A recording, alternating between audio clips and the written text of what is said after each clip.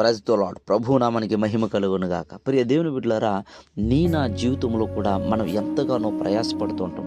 మన ప్రయాస మన కుటుంబాలు బాగుండాలని, మనం బాగుండాలని, మన బిడ్డలు బాగుండాలని, మన జీవితాలన్నీ కూడా సంతోషంగా సమాధానంగా ముందుకు వెళ్ళాలని మనం ఎంతగానో ప్రయాసపడుతూ ఉంటాం. ప్రియ దేవుని బిడ్డలారా, మన ప్రయాసకి తగినట్లుగా మనము ఆశీర్వదించబడాలి అంటే ఈ లోకంలో మనము అనేక విధాలుగా బ్రతుకుతున్నాము. కాబట్టి మన జీవితాలన్నీ కూడా ఫలభరితంగా ఉండాలంటే, మన విస్తారంగా దీవించబడాలి అంటే, మన ప్రయాస యావత్తు మరి ఫలింప చేయబడాలి అంటే ఖచ్చితంగా పరిశుద్ధ గ్రంథ ప్రకారము మనం జీవించే బదులమై ఉన్నాం. చూడండి, పరిశుద్ధ గ్రంథంలో లూకా సువార్త 5వ అధ్యాయంలో మనం పరిశీలన చేసినట్లయితే కనుక మొదటి వచనం నుంచి అక్కడ కొన్ని మాటలు వ్రాయబడి ఉంటాయి. యేసు ప్రభుల వారు మరి గెన్నసరెతు ఆ సరస్సు తీరమున వాక్యం బోధించడానికి సంసిద్ధుడై ఉన్నప్పుడు పిల్లలు చూడండి, అక్కడ 2 దోణులు కనబడతాయి.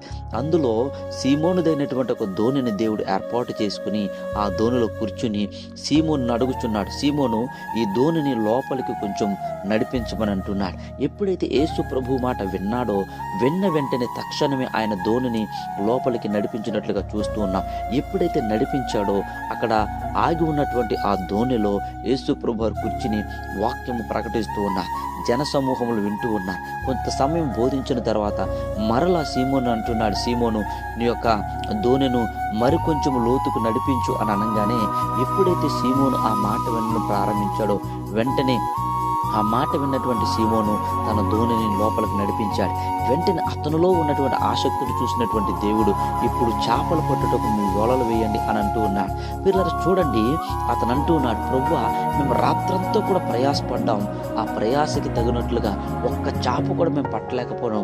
అయినను నీ మాట చొప్పున మేము వేస్తామని చెప్పి వలలు వేసి విస్తారమైనటువంటి చేపలు పట్టినట్లుగా మనం చూస్తున్నాం. పిల్లలు చూడండి, యేసు ప్రభువు లేకుండా సీమోను పేతురు ఎంతో ప్రయాసపడ్డాడు. తనతో ఉన్నటువంటి వారు అనేక మంది ప్రయాసపడ్డారు. యేసు ప్రభు లేకుండా వారు ప్రయాసపడ్డారు. కానీ వారి జీవితంలో ఎటువంటి ఆశీర్వాదాలు లేకపోతే ఎటువంటి చేపలు పట్టలేకపోయారు. అయితే దేవుణ్ణి ఎప్పుడైతే వారి హృదయంలోనికి ఆహ్వానించారో, వారి యొక్క దోణిలోనికి ఆహ్వానించారో, వారి ప్రయాసకి తగినట్లుగా విస్తారమైనటువంటి చేపలు వారు పట్టగలిగారు. ప్రియ దేవుని బిడ్డలారా, నా జీవితంలో విస్తారమైనటువంటి మేలులు ఆశీర్వాదాలు పొందుకోవాలంటే, మన బిడ్డల జీవితంలో, మన ఉద్యోగాల్లో, సమస్తములో విస్తారమైనటువంటి మేలులు పొందుకోవాలంటే యేసు ప్రభుని మన హృదయంలోనికి ఆహ్వానించాలి. యేసు ప్రభుని మన హృదయంలోనికి ఆహ్వానించిన తర్వాత దేవుడు ఏదైతే చెప్తున్నాడో దాని ప్రకారం మనం చేయగలగాలి. ఎక్కడ ఎటువంటి కష్టం వచ్చినా, బాధలు వచ్చినా, ఎంత భయంకరమైన పరిస్థితులు నా జీవితంలో ఎదురైనా సరే దేవుని మాటకి వ్యతిరేకంగా మాట్లాడకుండా మనము దేవుడు చెప్పినట్లుగా చేసినప్పుడు మనం విస్తారమైనటువంటి దీవెనలు పొందుకుంటాం. చూడండి, సీమోను పేతురు రాత్రంతా కూడా ప్రయాసపడ్డాడు. ఒక్క చేప కూడా పడలేదు. అయితే దేవుడు ఎప్పుడైతే తన హృదయంలోనికి వచ్చాడో, అనగా తన దోణిలోనికి వచ్చాడో, ఆ వచ్చిన తర్వాత దేవుడు చెప్పినట్లుగా చేయడం ప్రారంభించాడు. లోతుకు నడిపించాడు. ఇదిగో మరలా లోతుకి నడిపించమన్నాడు.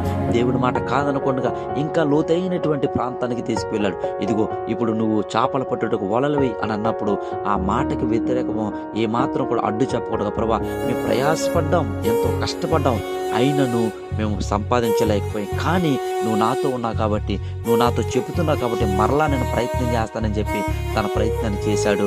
ఫలితాన్ని పొందుకున్నాడు. ప్రియ దేవుని బిడ్డలారా, యేసు ప్రభువు లేకుండా మన జీవితాన్ని మనం ఫలభరితంగా మార్చుకోలేము. దేవుడు మన జీవితంలో లేకుండా మన జీవితాలు ఫలభరితంగా పొందలేమని చెప్పడానికి నేను ఇష్టపడుతున్నాను. నువ్వు విస్తారంగా దీవించబడాలంటే, విస్తారంగా ఆశీర్వదించబడాలంటే ఖచ్చితంగా యేసు ప్రభు నీ హృదయంలో ఉండాలి. అంతేకాదు, యేసు ప్రభులు వారు ఏదైతే చెబుతూ ఉన్నారో దాని ప్రకారం నువ్వు చేయగలగాలి. ఎప్పుడైతే దాని ప్రకారం నువ్వు చేస్తావో ఖచ్చితంగా దేవుడు నీ జీవితంలో ఆశీర్వాదాలు కుమ్మరించే దేవుడు. హల్లెలూయా.